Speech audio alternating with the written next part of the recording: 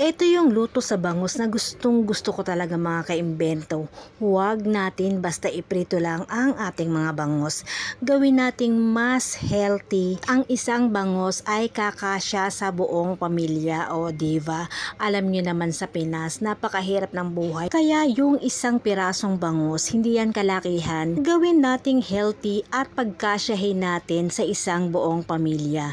Una ito is kinoat ko muna siya ng ating cornstarch para naman hindi matilyansik pag atin na itong pinirito. Maglagay lang tayo ng sapat na mantika para maluto natin, maiprito natin yung ating bangus. Magpapakulo tayo ng 1 litro ng tubig at pag medyo kukulo na, lagyan natin ng isang medium na sibuyas, 3 cloves ng garlic, 2 thumb ng ating ginger. And then, lalagyan din natin siya ng bagoong na isda. Bali, ang nilagay ko dyan is 1/4 cup lang mga kaimbento and kalahating piraso ng chicken cube.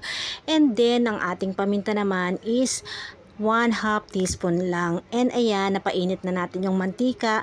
Ipiprito muna natin itong ating mga bangus. Yung sapat na prito lang mga kaimbento kasi ilalagay pa natin siya sa ating sinabawan. So, maluluto pa rin siya ng husto.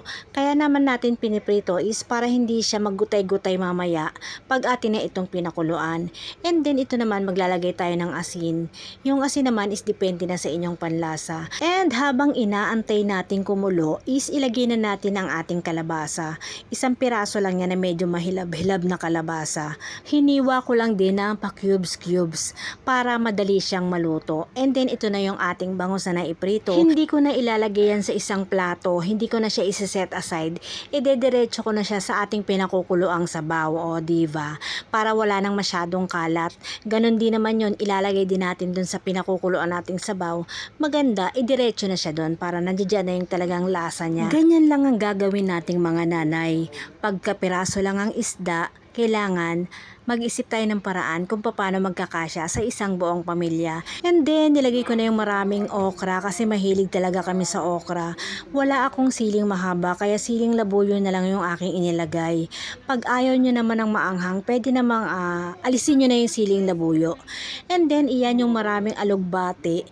Mahilig talaga ako sa gulay mga kaimbento. Pagkakain talaga ako ng walang gulay, parang matamlay ba yung pakiramdam ganun pag walang gulay. Napakahilig namin talaga sa gulay mag-asawa. And yan, takpan lang natin kasi madali lang naman maluto ang alugbati. Konting kulo lang yan is okay na. Ayoko din kasi na overcook yung ating mga gulay. Nawawala ang sustansya o diva. And then, ito na ang aking paborito, ang tiki man time. Ayan, mainit-init pa yan mga kaimbento. Kahit mapaso-paso dahil gutom na ang lola nyo at papasok sa trabaho. Kaya ayan, madali ang kain o diva. Kahit matinik ang bangus, wala siyang pakialam. Sa mga hindi pa po nakakapag-follow, please follow, like, and share. Thank you.